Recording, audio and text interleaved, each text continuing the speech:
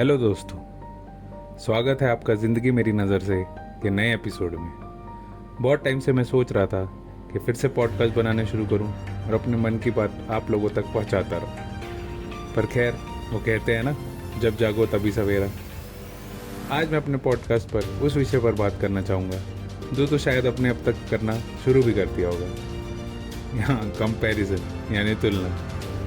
Comparison एक ऐसी चीज़ है जो हम हर रोज़ जाने अनजाने में करते हैं। किसी के पास बड़ा घर है, किसी के पास बड़ी कार है, कोई हॉलिडे मनाने बाहर जाता है, किसी ने बॉडी बहुत अच्छी बना रखी है, वगैरह वगैरह। ऐसी बहुत सी चीज़ें हैं जो हमारा मन जाने अनजाने में सोचता रहता है। थियोडोर रूजवेल्ट की अंग्रेज़ी में कहावत है, comparison is the thief of Joy. मतलब अगर हम खुद को किसी से कंपेयर करेंगे तो हम अपनी खुशियों का बलिदान करेंगे। सुनने में अजीब लगता है ना, पर हम रोज़ जाने अनजाने में ये करते हैं। हम कंपैरिजन तो किसी से भी फटाफट कर लेते हैं, पर हमेशा ना आधा ही सच देख पाते हैं। मान लो किसी के पास बड़ी कार है, तो हम वो कार तो देख लेंगे, खुद से कंपेयर भी कर लेंगे, खुद की किस्मत को भी गाली दे लेंगे, शायद वो कार वाले को भी गाली दे लेंगे। लेकिन कार लेने के लिए उसने जो मेहनत की होगी उसके बारे में नहीं सोचेंगे। उसने शायद वो कार लोन पे भी ली हो, जिसकी वो किस्त भी भर रहा हो, कार की मेंटेनेंस भी हाई होगी, और E20 पेट्रोल ने शायद उसकी कार की भी वाट लगा रखी हो। पर ये सब नहीं सोचेंगे। किसी के पास अच्छी बॉडी है तो हम देख लेंगे, अरे भाई ये तो कितनी बढ़िया बॉडी बनाई है इसने, हम तो इतने दिन से मेहनत कर रहे हैं, कुछ नहीं हो रहा। अब ये नहीं मिलाएंगे कि हमें जिम जाते 3 महीने हुए हैं और वो 4 साल से जिम जा रहा है। हमारी डाइट कितनी क्लीन है और उसकी कितनी क्लीन है, हम प्रोटीन इंटेक कितना करते हैं, वो कितना करता है, ये सब नहीं सोचेंगे। उसको इंजरी होती है तो वो भी रिकवरी में परेशान होता होगा, वो भी दिन भर परेशान रहता होगा, आज मेरा प्रोटीन इंटेक पूरा नहीं हुआ। ऐसी आधी इन्फॉर्मेशन लेके ना हम कंपैरिजन स्टार्ट कर देते हैं और फिर खुद के दिल में दुखी रहते हैं। अब मैं ये नहीं कह रहा कि कुछ करो मत, बस गोल बना के मत करो। पहले से लेवल सेट मत करो कि ये करना है। जैसे अगर आपको अच्छी बॉडी बनानी है तो ये मत देखो कि हाँ किसी कंपैरिजन करना स्टार्ट कर दिया, किसी अच्छे बॉडी, जिसकी अच्छी बॉडी उससे कंपैरिजन कर लिया, फिर 2-3 महीने मेहनत करी, फिर सोचा यार कुछ रिजल्ट्स नहीं आ रहे, फिर होता है सेटबैक, फिर वही आदमी लूप में फंस जाता है उसी में, फिर कुछ नहीं हो रहा, फिर खुद पे ध्यान देना कम कर देते हैं, फिर वापसी वह हालत ख़राब हो गई, बॉडी फिर से बेकार हो गई, और फिर एक दिन किसी दिन मोटिवेशन जागेगा, फिर जिम ज्वाइन करेंगे, फिर 2 महीने मेहनत करेंगे, फिर कहेंगे कुछ नहीं हो रहा, फिर वापसी इसी लूप में फंसा रह जाता है इंसान। मैं ये नहीं कह रहा कि आप ऐसे मत करो कि कुछ गोल ही मत बनाओ कि हाँ मुझे अच्छी बॉडी बनानी है, ये लूप में फंस जाएंगे। आपने एक सिस्टम बनाएंगे। जैसे आपको अच्छी बॉडी बनानी है तो आप सिस्टम बनाइए कि मेरे को हफ्ते में 3 से 4 बार जिम ज़रूर जाना है, जिसमें 40 से 60 मिनट का वर्कआउट ज़रूर करना है। अब इसमें सेटबैक्स भी आएंगे। किस दिन फ्रेंड्स रात को बोलेंगे कि आओ चलो आज रात को मिल रहे हैं, तो आप जिम जाते हो तो वहाँ क्लीन डाइट के नाम पे वहाँ पे सैलेड और चने थोड़ी खाओगे। और किसी दिन मॉर्निंग में जिम करके निकले और सामने भाई भटूरे तल रहा है बढ़िया बढ़िया, तो भटूरे भी खा लोगे। लेकिन ये इस चक्कर में ये नहीं सोचो कि हाँ आज गड़बड़ हो गई, अब ख़राब हो गया सब।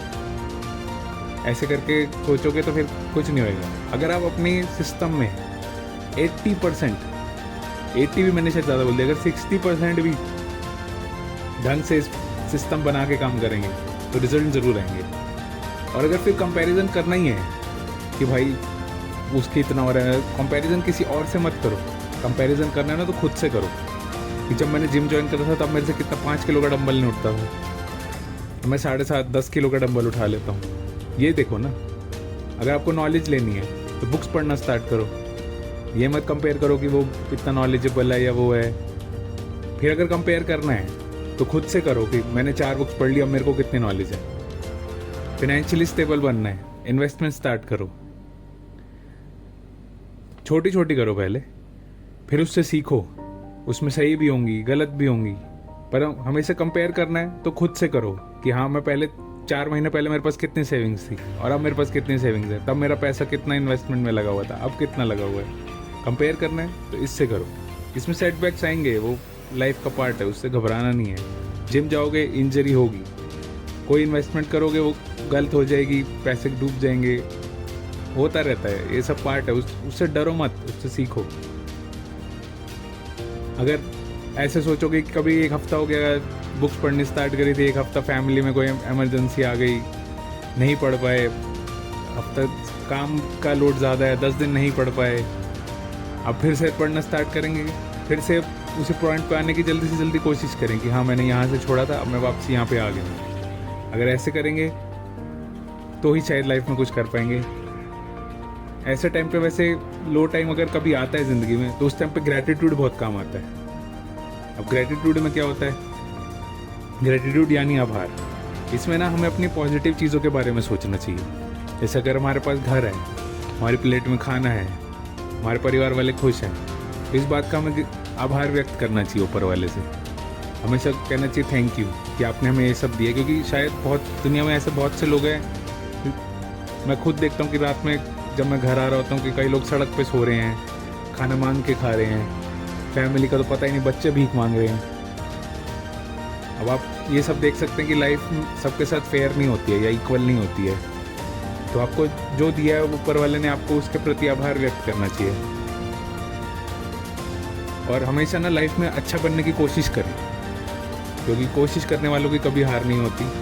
हमेशा याद रखिए, लाइफ में ना आपको ऐसे लोग मिलेंगे जो आपसे ऊपर हैं, और कुछ ऐसे लोग भी मिलेंगे जो आपसे नीचे हैं।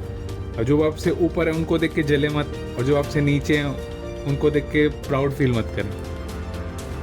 क्योंकि हमेशा अपने मन में ग्रैटिट्यूड प्रैक्टिस करें, क्योंकि अंग्रेजी में कहावत है, comparison is the thief of joy but gratitude is the creator of it.